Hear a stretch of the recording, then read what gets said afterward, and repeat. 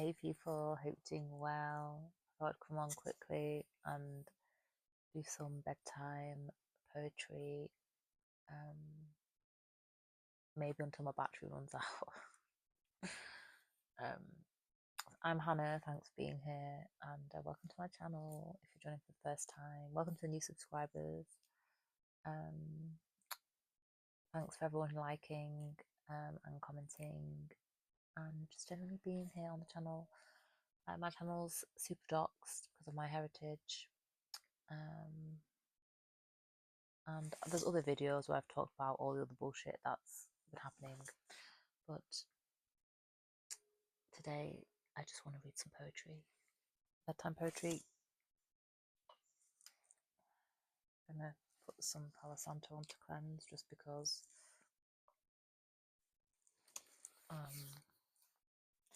protection's always good, isn't it? I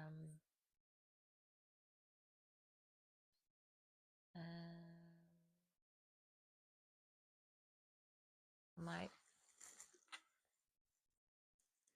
just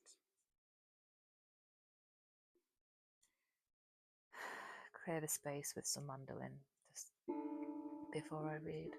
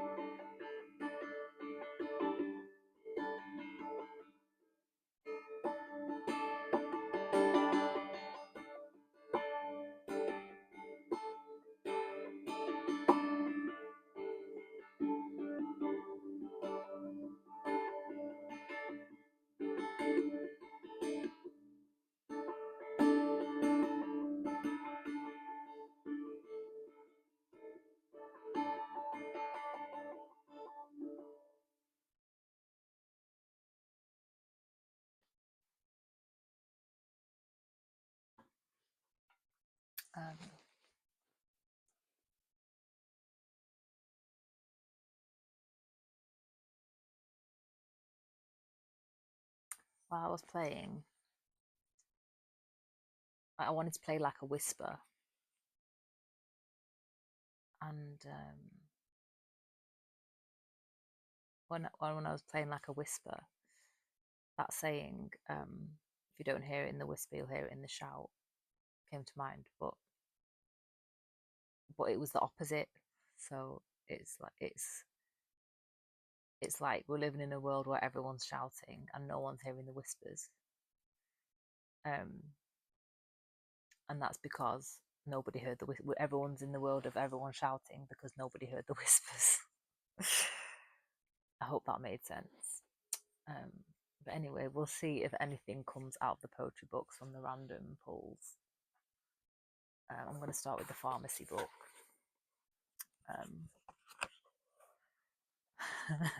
But it might be anything to do with that theme.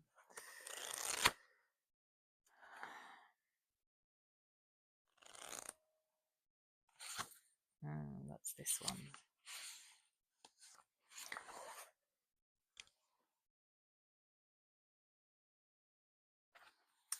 So this one's called The Journey by Mary Oliver, and the condition is the need for self-care.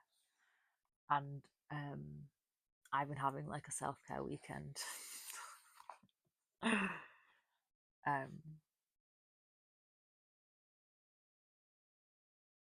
Delinquents. It's like the community terrorism that's all the time now.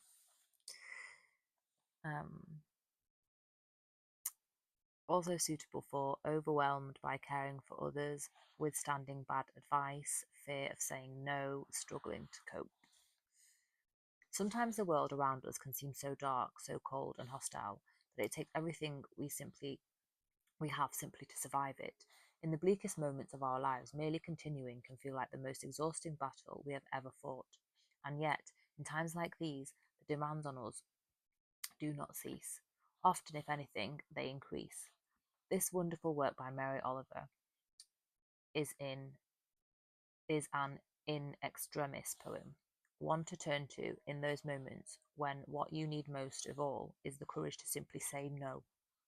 It is a reminder that even when the world offers you nothing but a clamour of bad advice and demands for help, even when of necessity you must deal with your problems alone, you can carve out a silent place for yourself.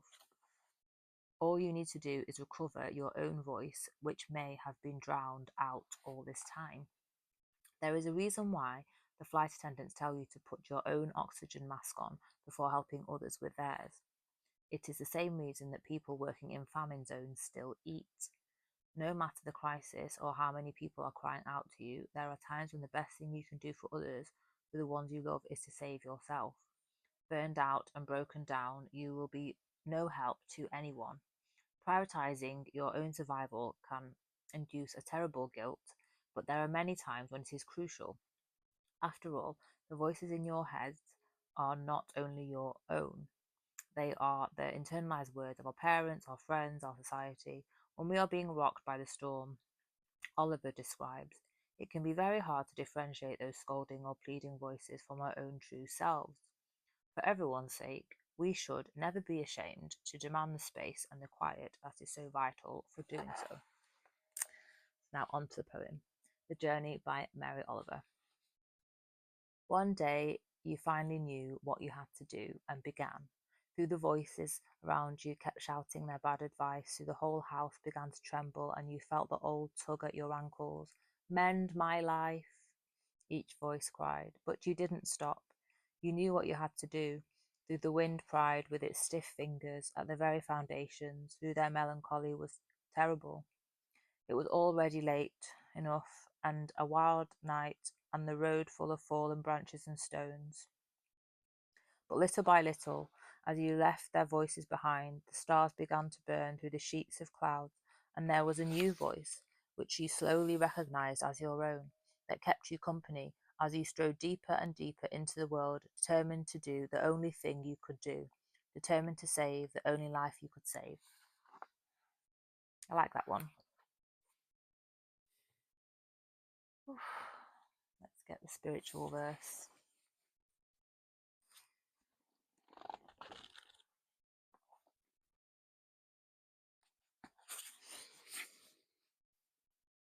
There is just one forever.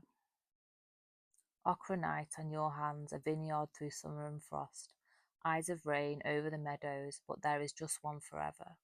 Moment of your glittering body, words without language, treachery of your gleaming hands, because there is just one forever. Green growth of the eternal warmth cultivated and matured, great glow of the ochre earth. Oh, there is just one forever.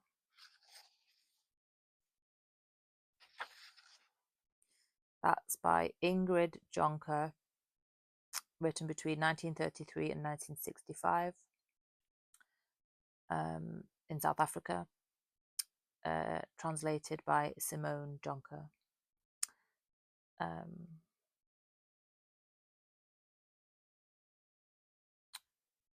I didn't know, I've never heard of this poet, but apparently she tragically died at the age of 31, and she left a truly staggering body of poetic work. Sometimes I feel like tattooing the final line of this poem across my forehead to remind myself. Who wrote this book? Oh, edited by Kaveh Akbar.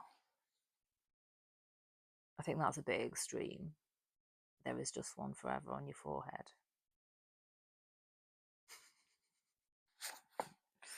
Anyway.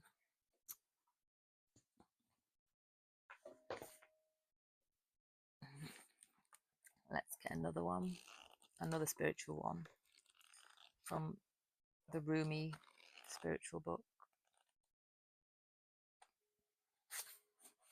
Well, there's 3 on this split.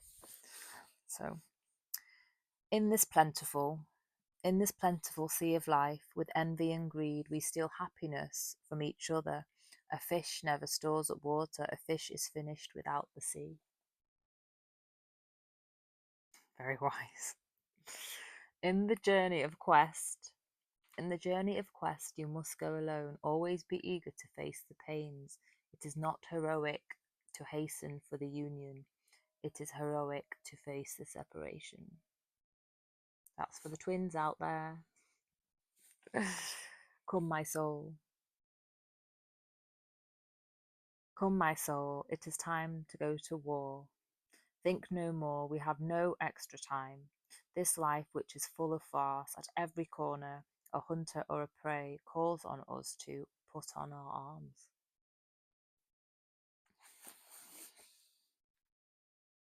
Love is a battlefield. I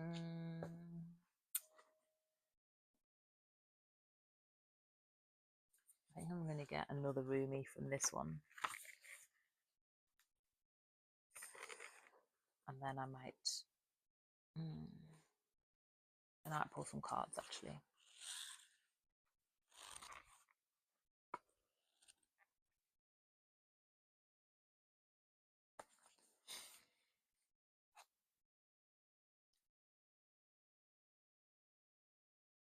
Amor agitat molem.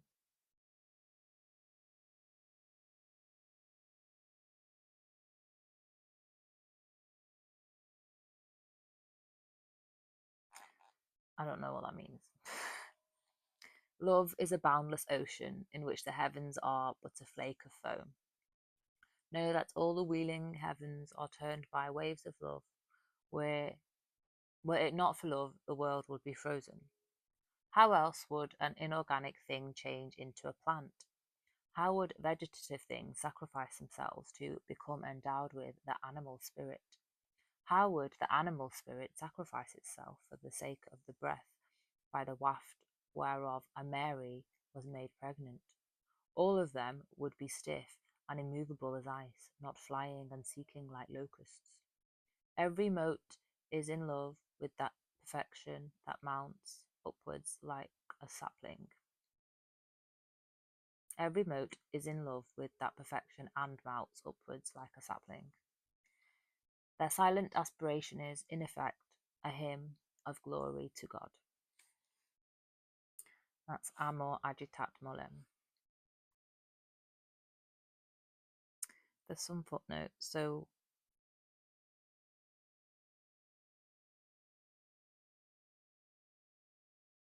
the footnote for the name is math, as in like mathematics.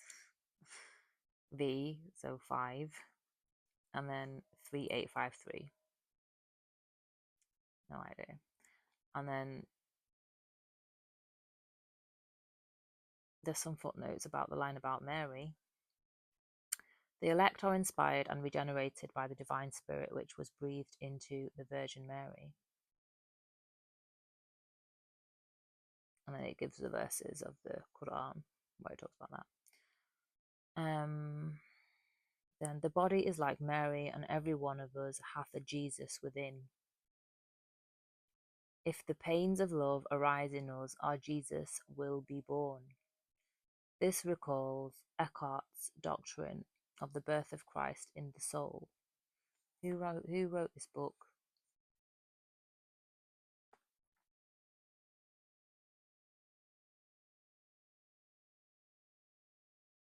Alfred A. Knopf.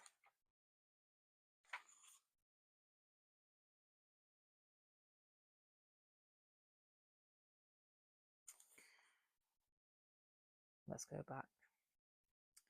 This recalls Eckhart's doctrine of the birth of Christ in the soul. In Christian mysticism, 162 sequence, and especially his saying, the Father speaks the word into the soul, and when the Son is born, every soul becomes Mary.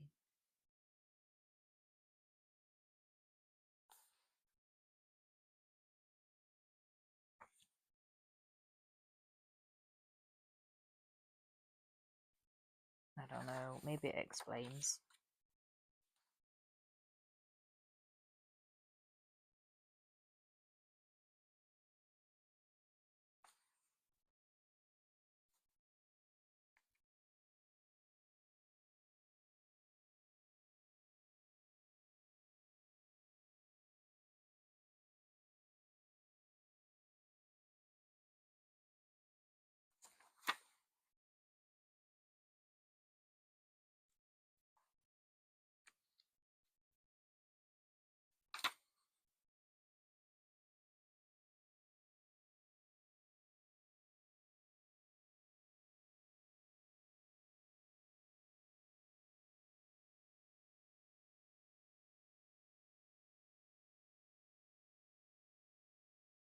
Okay, so initials at the end of each poem indicate the translator. Sources are provided at the end of the book. We have preserved the different styles of punctuation, spelling, and grammar found in each translation. Persian poems do not have individual titles. These have been supplied by translators or, in one or two cases, by the editor. I don't know, man.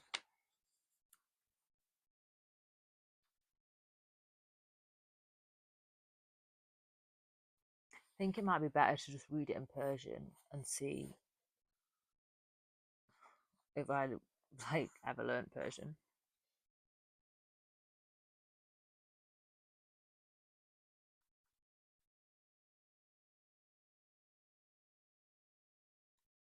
Yeah, I just find it. So who's Peter Washington? It's just funny who translates these books and then gets all the credit and the rights and stuff to all the work.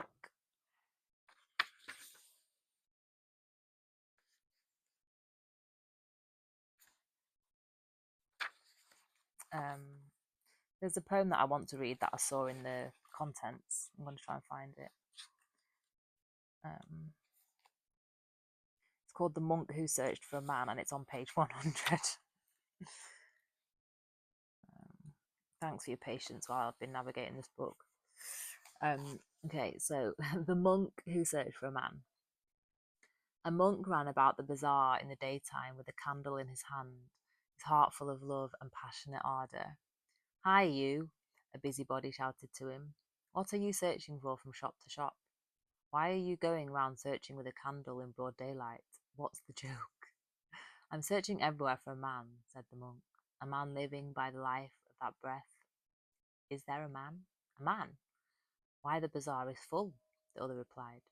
"There are men, all right, noble sage." "Ah," said the monk, "but the man I want is the one who proves himself a man on the two-way road, in the way of wrath, and at the moment of desire.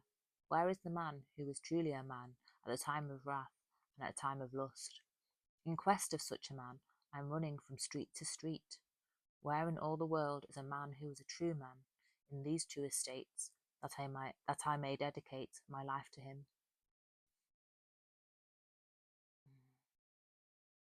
I think the world is missing men, if I'm being honest, from my personal experience.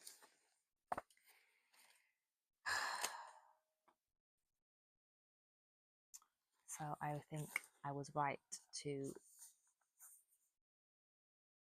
have noticed that poem for this time. Let's see. I'm gonna get the Lightseers Tarot. Apologies in advance if the battery dies.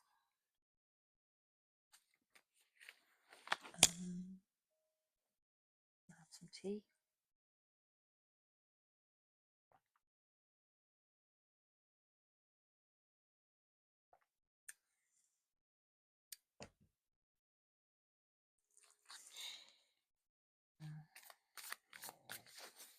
Earlier today, I made mango lassi, but with coconut milk instead of yogurt.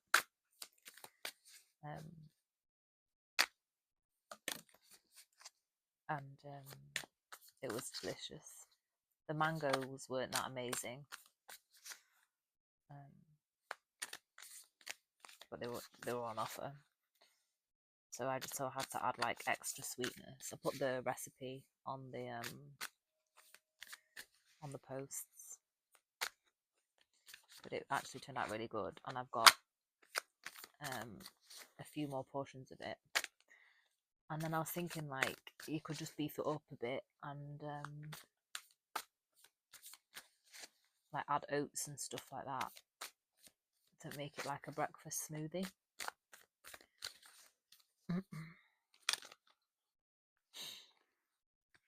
Seven of Swords jumped out in reverse. Page of Wands.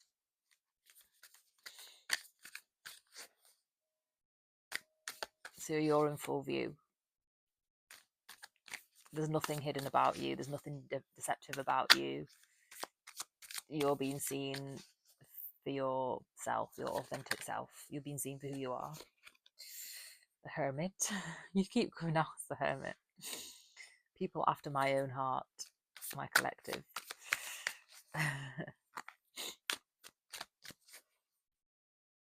That might be the self-care messages that came through in the poems, actually. Taking time out, self-care, staying away from the madness, keeping out of trouble. Keeping out of trouble, just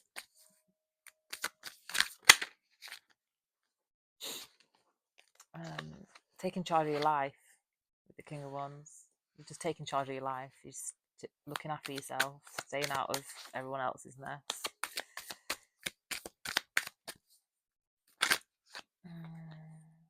Seven of Wands and the Nine of Cups. Yeah, you're just looking after yourself. So this is definitely a sign. If you're not doing anything to self-care, take more time for self-care in these days.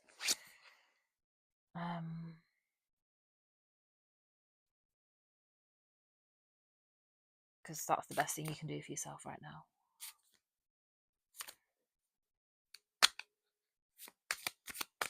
That's the best use of your energy. That's your path to success.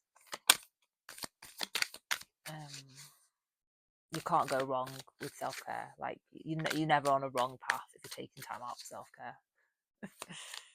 You're not on a losing path. You're on a winning path.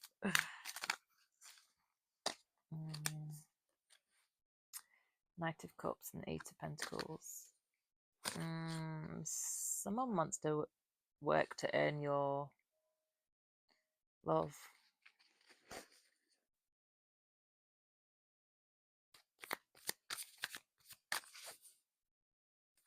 Either that or someone's watching you work and loves what they see.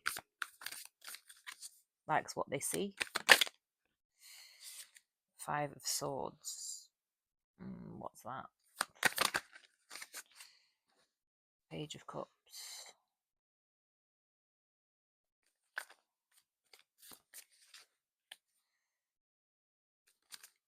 Maybe it's someone wants to work to earn your love. They're not feeling very confident.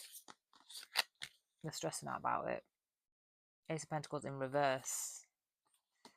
And the Four of Pentacles.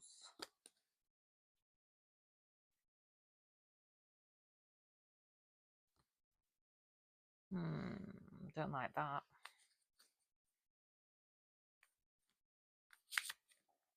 They might be after your money.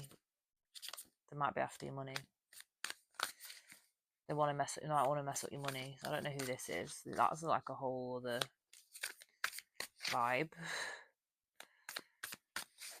Yeah, keep on your self-care so you don't get caught out by people like that are just like want to charm you to just get in on your pentacles.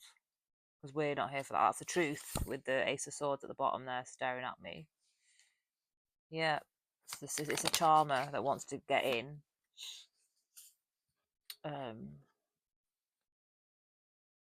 But you just keep to yourself, stay zen, have the courage of your own convictions, bathe in the joy of who you are. Six of Cups. Yeah, just, be committed to yourself, be in your own peace, be in your own harmony.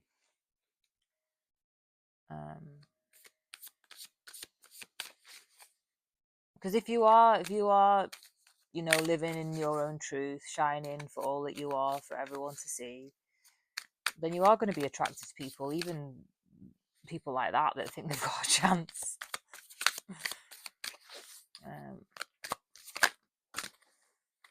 Yeah. The world is for you, and you need to be confident in your level of discernment and the work that you've done to know what can come into your circle and what has to stay out. I'm going to leave the reading there.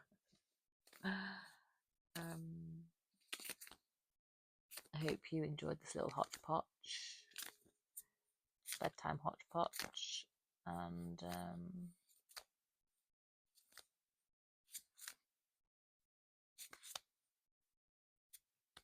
yeah. I also made, I don't have a slow cooker, so I just put things in the oven for 4 hours, and it does the same thing. And basically that's like how I make bolognese or any kind of stew. I don't even cook anything. I just put all the ingredients raw into the pot, and cook it in the oven for 4 hours, and check on it like twice in that time, adjust the seasonings or whatever.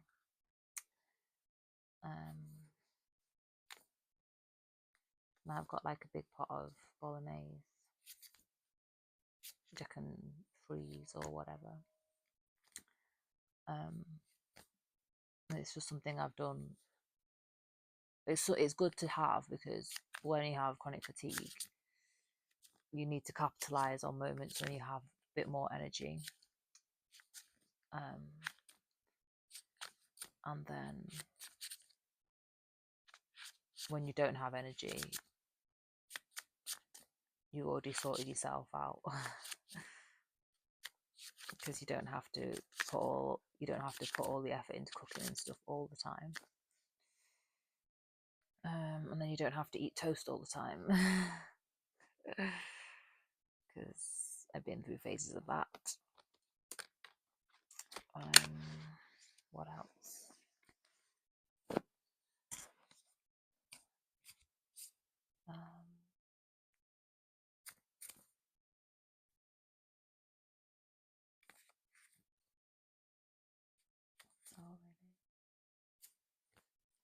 Hope these are doing well, and I think I should just get back to not having to think about things and letting my brain do what it wants to do, which is not do anything. And I'll see you in the next video. Bye.